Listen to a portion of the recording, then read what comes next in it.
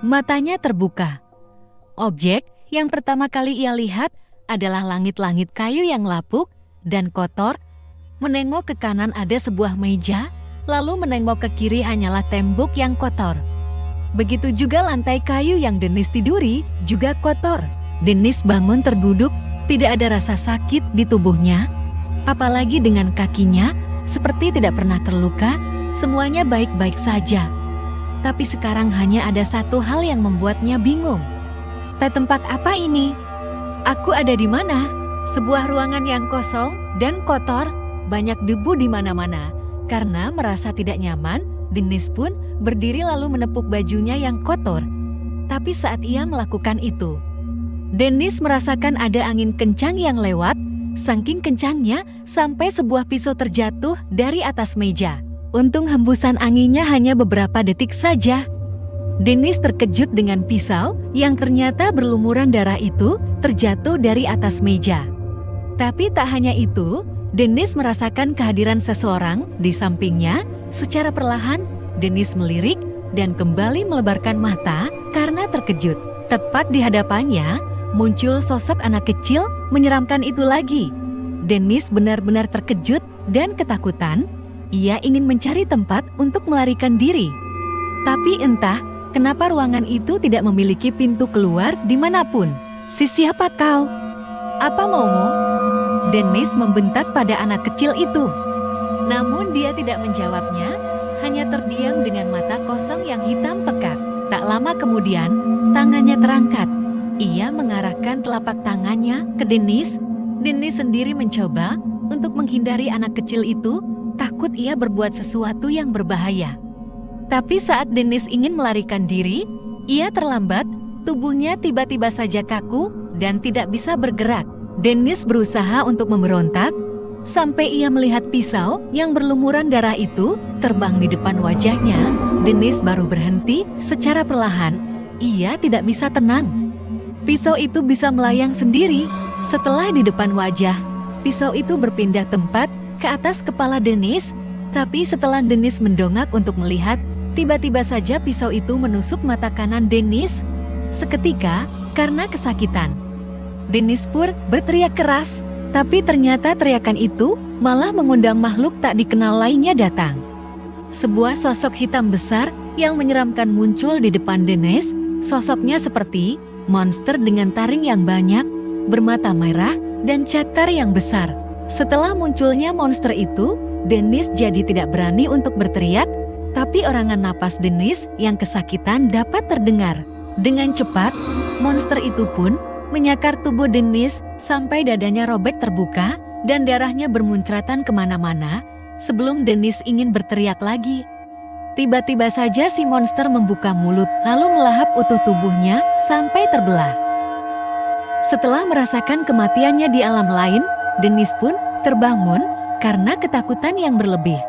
Mimpi indah yang ia harapkan tidak terkabul, yang ada ia hanya mendapatkan mimpi buruk yang tidak ia sukai.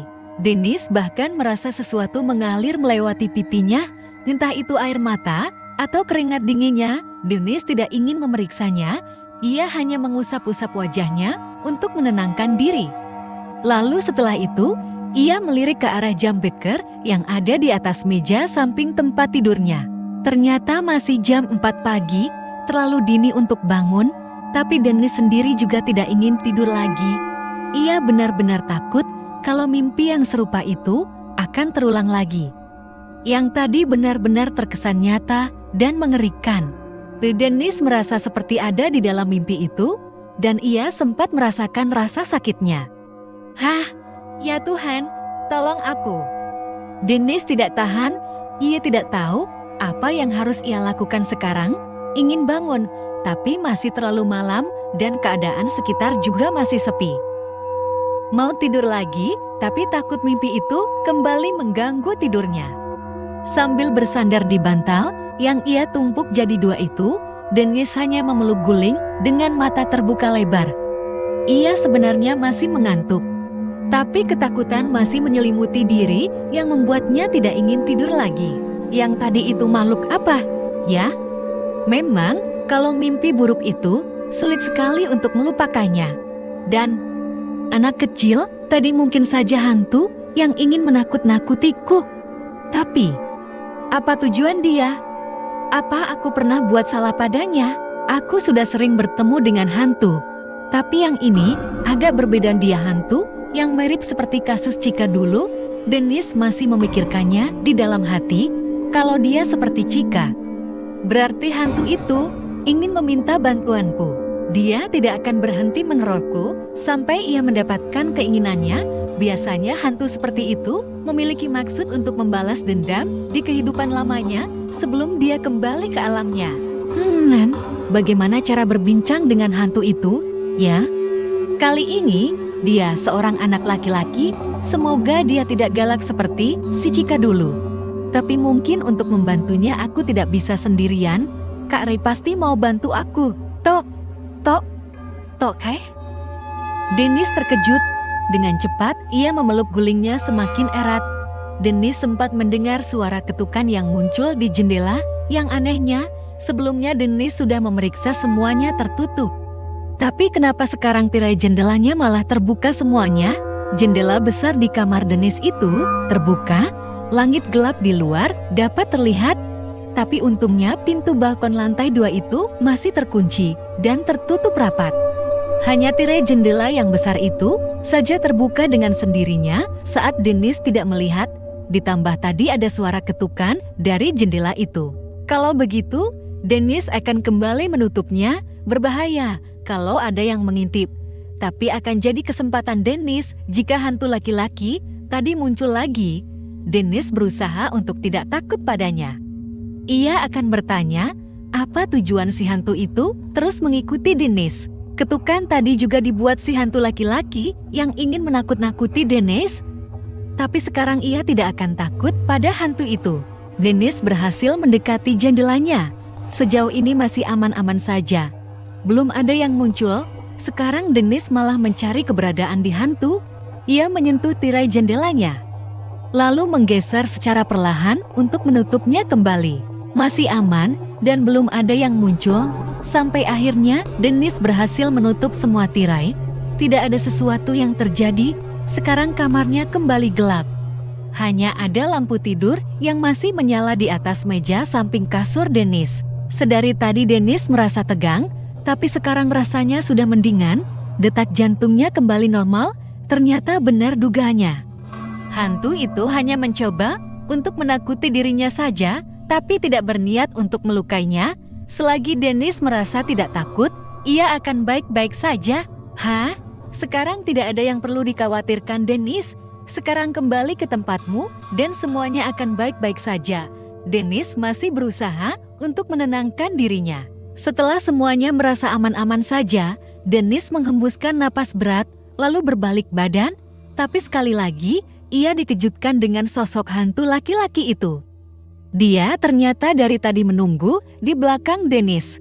Namun sekarang, Dennis hanya sedikit tersentak, jantungnya kembali berdetak kencang. Ia masih sedikit ngeri dengan hantunya. Kalau dilihat dari dekat malah tambah menyeramkan. Tidak hanya wajahnya yang menyeramkan, tapi di lehernya itu ada pisau kecil yang menancap. Tidak terlalu jelas karena kamar Dennis masih gelap. Ia bisa melihat mata hitam pekatnya yang sedikit bersinar, seakan memantulkan cahaya bulan. Kalau begitu sekarang kesempatannya untuk bicara langsung pada hantu itu. Dennis akan berusaha sebisanya. Maaf, kalau boleh tahu apa urusanmu denganku? Ya. Kenapa kau terus menakutiku? Dennis bertanya dengan lirih. Hantu itu tetap diam dengan pandangan kosongnya. Dennis sendiri tidak kuat menatapnya terus, apalagi sekarang kehadiran hantu itu telah memunculkan bau gosong yang tidak sedap. Entah kenapa sekarang bau itu muncul. Karena tidak sabar menunggu, Dennis sedikit mengerutkan kening dan berkata, "Baiklah, kalau kau tidak mau jawab, sebaiknya kau tidak usah mengganggu kehidupanku lagi. Aku tidak ada hubungannya denganmu. Bahkan aku tidak tahu kau itu siapa. Pergilah sekarang juga. Apa kau bisa melihatku?" Akhirnya, dia mulai berbicara. Tapi hantu itu malah bertanya balik. "Iya, tergantung. Kadang aku bisa melihat yang seperti dirimu, kadang ada yang tidak." Dennis menjawabnya. Berarti kau bisa membantuku? Yiarji, Mem. Bantuan seperti apa? Aku mungkin bisa membantumu. Bantu aku. Tolong bantu aku mencari selimut putihku, Oke. Dennis tersentak mendengarnya, selimut putih. Seperti apa? Hantu itu tidak menjawab. Ia menundukkan kepala dan bergumam, jadi kau tidak tahu, ya? Dennis menggaruk pipinya karena bingung. Ia tidak mengerti, soalnya selimut putih itu ada banyak banget. Mungkin aku bisa bertanya coraknya saja, siapa tahu saja benda yang dia cari ini istimewa. Dennis ingin bertanya kembali.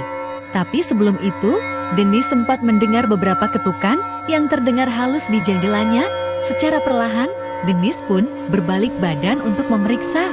Di luar langit, sedikit terang karena cahaya bulan dapat terlihat di mata Dennis kalau di balik tirai jendelanya ada bayangan yang berbentuk seperti kucing. Kucing itu bergerak seperti hendak ingin masuk ke dalam. Kalau begitu Dennis akan memeriksanya. Siapa tahu saja kucing itu datang untuk meminta bantuan di depan sana. Saat Dennis kembali membuka tirai jendelanya, ternyata kucing yang datang itu adalah si hitam yang sebelumnya pernah Dennis temukan di rumah tua pinggir hutan. Dennis ingin membuka pintu untuk membiarkan kucing itu masuk, tapi tiba-tiba saja tingkah si kucing berubah dan terlihat aneh. Si kucing hitam terlihat gelisah dan tidak tenang. Ia terus mencakar-cakar kaca jendela, berusaha untuk masuk ke dalam. Kalau begitu, Dennis akan membukakan pintu untuknya, tapi sebelum itu, tiba-tiba saja tubuhnya terasa ringan. Ia pun terkejut setelah melihat keadaannya. Tubuh Dennis tiba-tiba melayang dan tidak bisa digerakkan. Perasaan ini sama seperti di dalam mimpi. Seketika ia bergumam seperti itu, apa jangan-jangan tubuhku dikendalikan oleh hantu itu? Apa yang harus aku lakukan?